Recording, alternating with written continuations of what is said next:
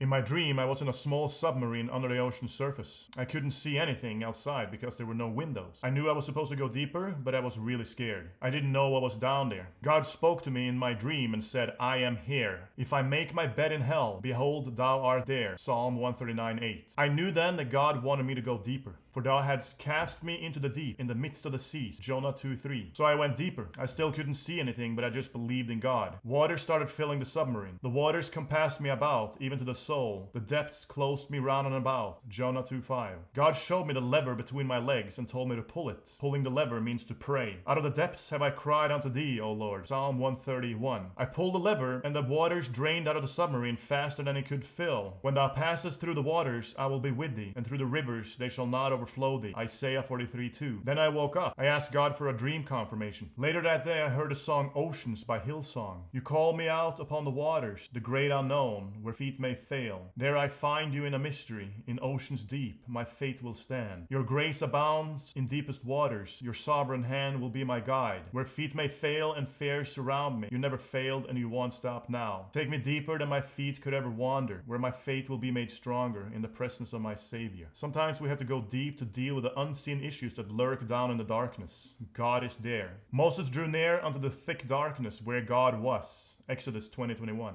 The descent can be very scary. God puts us through processes that break up the fallow ground of our hearts, exposing all the wet soil from past rainfalls to the sunlight. Hosea 10:12. It's like opening old wounds. It hurts, but it's necessary to properly heal the hidden festering. At times, the pressure of the deep becomes so strong we abandon the faith and surface. But God whips up the winds and the waves until we realize it's better down in the still, dark deep with God than on the stormy surface without God.